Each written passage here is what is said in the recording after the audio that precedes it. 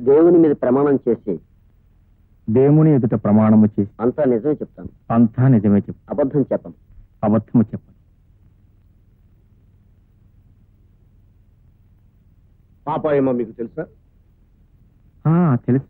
ఎలా తెలుసు? మేమంతా ఒకే కులస్తులం. అంటే భక్త కులం, భక్తులం. భక్త కులమా?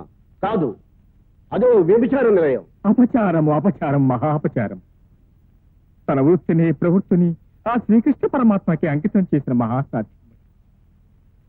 స్వామి, ఆ రోజు, ఆ దుర్ఘటన జరిగిన రోజు అమ్మ జయదేవునికి ఇష్టమైన అష్టపదులు వల్లిస్తూ ఉండగా, మేమంతా పూజా కార్యక్రమంలో నిమగ్నమే ఉండగా, ఎక్కడి నుంచి వచ్చాడో, ఎలా వచ్చాడో, ఇదిగో ఆ ఇన్స్పెక్టర్ బాబు పేరు శ్రీధర్ కదా బాబు, శ్రీధర్ పిడుగులా దూసుకొచ్చాడు స్వామి. వచ్చి ఊరుకున్నాడా?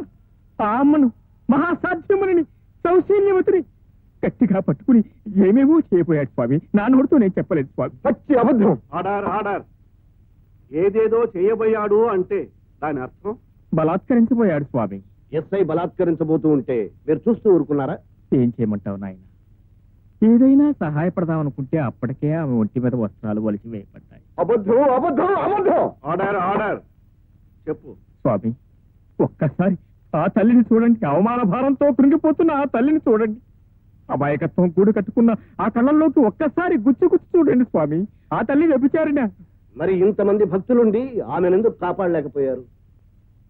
చెప్పాను కదా నాయన, వివస్త్రయ్యి ఉన్న ఆ తల్లి దగ్గరికి ఎలా వెళ్ళగలని చెప్పు. అందుకే ఆ దృశ్యాన్ని చూడలేక ఆ భారాన్ని కూడా భగవంతుడి మీదే మోపినం బయటకు వెళ్ళిపోయాం. మరి వచ్చిన వారు పోలీసులకు ఎందుకు ఫిర్యాదు చేయలేదు? తప్పు నాయన, ఒకరి మీద ఒకరికి ఫిర్యాదు చేయకూడదు. ఎవరి కర్మ వారిదేనని వదిలేయాలి. స్వామి, నేను చెప్పినవన్నీ నిజాలని మళ్ళీ 1000 దేవుళ్ళ మీద ప్రమాణం చేసి చెప్తున్నాను. నిర్దోషి అయిన అమ్మలకే అమ్మ మా పాపాయమను రక్షించి న్యాయం చేకూర్చవలసిందిగా కోర్టు వారిని సవినయంగా కోరుతున్నాను. చిన్నదాని చెంగేబట్టు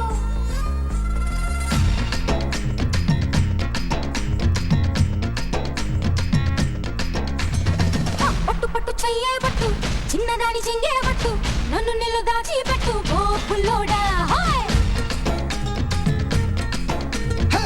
కట్టు కట్టు చీరే కట్టు, ఒంటె చూపు దూరేటట్టు, నోరు కాస్త ఊరేటట్టు ఓ బుల్లమ్మ.